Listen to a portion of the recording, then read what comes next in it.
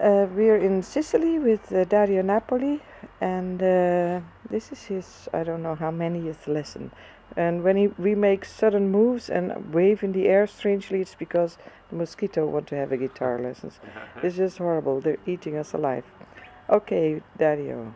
Okay, so I think the last time we spoke about left hand, and now maybe we speak more about the right hand and a few things that I've noticed along the years with players that maybe are introduced to this style. And I think the first thing that is important is, of course, we talk about downstroke and and rest stroke. So if we're speaking of downstroke and rest stroke, which simply just means really using the string below the one I just played as a rest for the pick, which allows for a certain attack, which is the typical sound.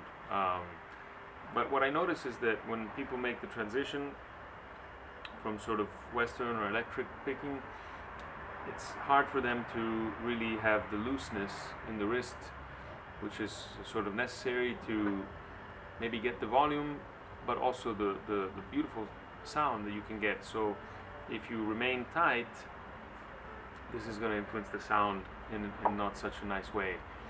So I think it's very important to really imagine that your wrist is like that your arm is like a whip, and that your wrist is like the tip of a whip that sort of needs to be the most loose part and the most relaxed part, so that when I play, I don't have to really force, but I use gravity, the weight of gravity, to generate the right sort of pressure on the string. What I see many times is that people sort of tighten up, and a slight tightness in the wrist is going to influence your sound. If you're able to stay really loose, you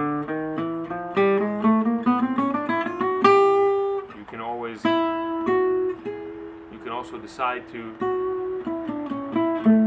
have dynamic and not play so loud. Downstroke doesn't always mean that I have to play loud and strong. I can play or you can play very soft and smooth also with downstrokes. And all you want to do is really pay attention to how much tension is in your wrist as you're playing. It's a difficult thing to do because you're thinking about the chords and the solo, but try to really always gauge how much tension is in your right hand, whatever you're doing. And if you're new to this, just simply take notes, if it's a scale or whatever, chromatic or just a basic scale. And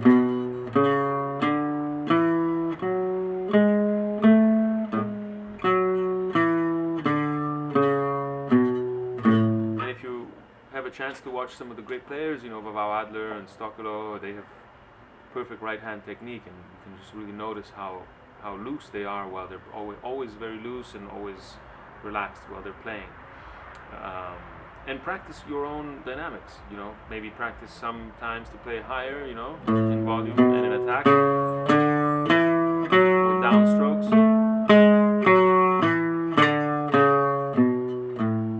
And then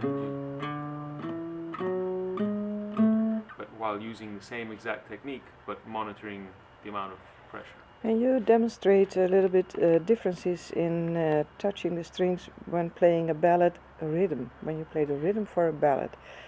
Because there are so many different ways to do that, and sometimes difficult to make the right choice. It's all about making choices also, control and choices. It is. However, one thing I can say, again, which is something I learned from Fabi, is always it's more typical in Gypsy that all the 6 strings, you want to think of them as one big string. Even when you're playing a ballad and you're playing a little bit softer, it's never sort of more like a harp or arpeggiated. It's more still.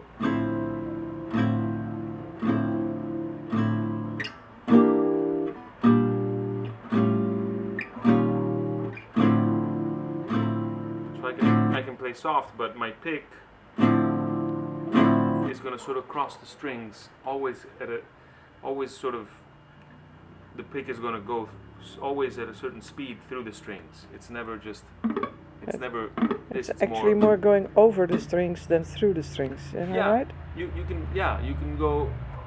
I mean, you can go over or through them. But what I mean is, it's less sort of. The strings are not sort of.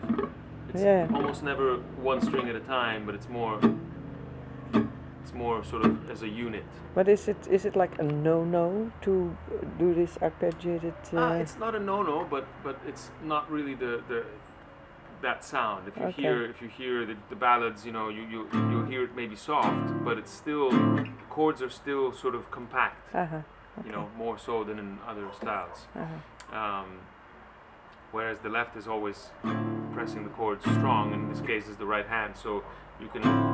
And again, there's also differences maybe with if I'm playing the melody, I'll sort of keep the chords long and sort of make them ring. Whereas when the solo starts, you'll hear it where the chord is a bit more compact and leaves more room to the soloist. You know. But again, in any case, your right hand is to be completely loose and always sort of with this sort of motion where the gravity is really allowing the hand to do what you want to do without effort. That's the important thing.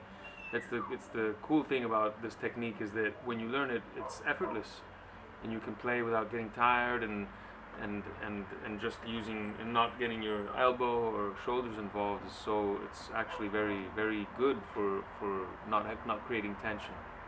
You know, for mosquitoes.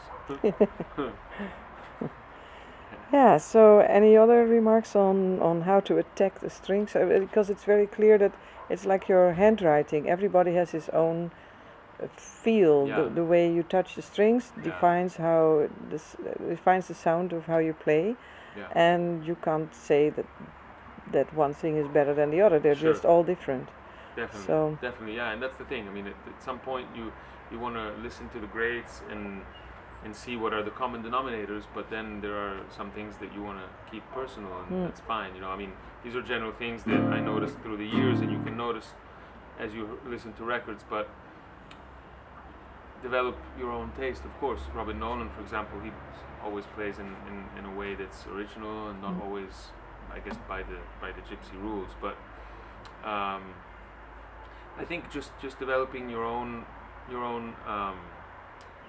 sort of dynamics is important. Knowing what your highest volume is and knowing your lowest volume and learning to work in between is something that you want to develop, as long as you're maintaining the same technique. I think that's what's important. Whereas, so if I'm playing loud, I think that's the most important thing. If I'm playing loud and I play soft, I'm still using the same exact technique. It feels the same way. I'm just using gravity a bit more, but not forcing. And that's, I think, the big importance. Very important, yeah. So, summarizing about attack, what would you say? Monitor your looseness. Always feel completely relaxed, and you won't always be able to do that when you start in this kind of music. There will be times when you play with others that you can't maybe hear yourself, and you instinctively react and go back to using your arm. Just try to, in time, avoid that and really learn how to stay loose always. It's, I think, the most important thing. Okay, thank you for this one. Okay.